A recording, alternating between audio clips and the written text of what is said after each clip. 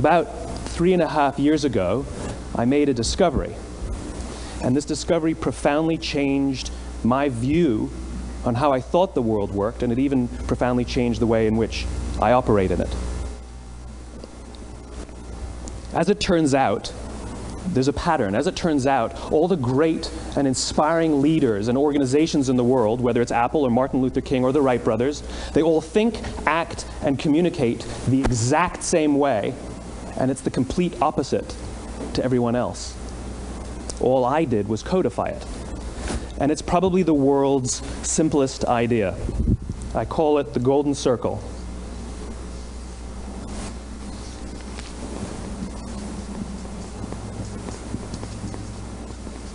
Why, how, what?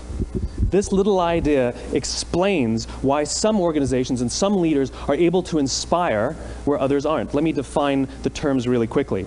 Every single person, every single organization on the planet knows what they do, 100%.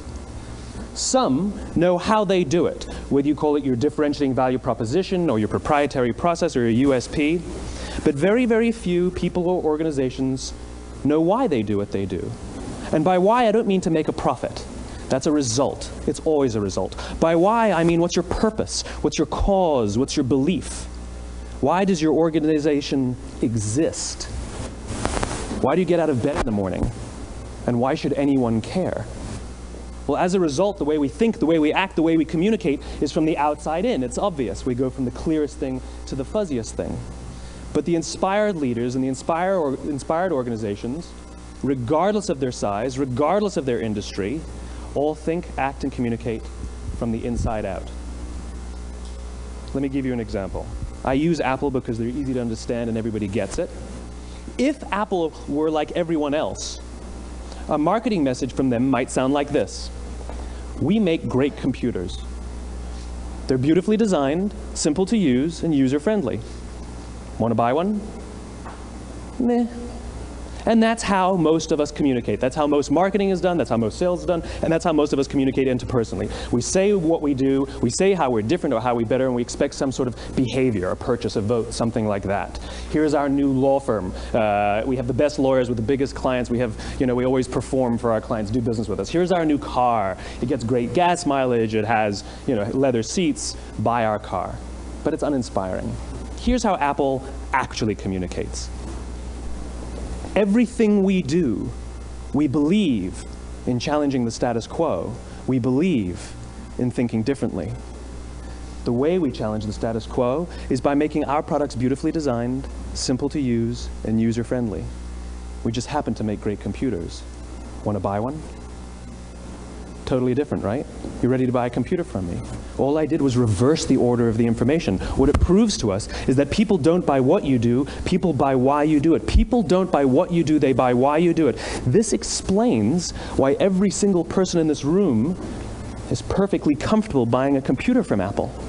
But we're also perfectly comfortable buying an MP3 player from Apple, or a phone from Apple, or a DVR from Apple. But as I said before, Apple's just a computer company. There's nothing that distinguishes them. Why would you buy an MP3 player from a computer company? But we do it every day. People don't buy what you do, they buy why you do it. The goal is not to do business with everybody who needs what you have. The goal is to do business with people who believe what you believe. Here's the best part. None of what I'm telling you is my opinion. It's all grounded in the tenets of biology, not psychology, biology. If you look at a cross-section of the human brain, looking from the top down, what you see is the human brain is actually broken into 3 major components that correlate perfectly with the golden circle. Our newest brain, our Homo sapien brain, our neocortex, corresponds with the what level. The neocortex is responsible for all of our rational and analytical thought and language. The middle 2 sections make up our limbic brains, and our limbic brains are responsible for all of our feelings, like trust and loyalty. It's also responsible for all human behavior, all decision-making, and it has no capacity for language. In other words, when we communicate from the outside in, yes, people can understand vast amounts of complicated information like features and benefits and facts and figures. It just doesn't drive behavior. When we communicate from the inside out, we're talking directly to the part of the brain that controls behavior, and then we allow people to rationalize it with the tangible things we say and do. This is where gut decisions come from. You know, sometimes you can give somebody all the facts and your figures, and they say, I know what all the facts and details say, but it just doesn't feel right. Why would we use that verb? It doesn't feel right. Because the part of the brain that controls decision-making doesn't control language. And the best we can muster up is, I don't know, it just doesn't feel right.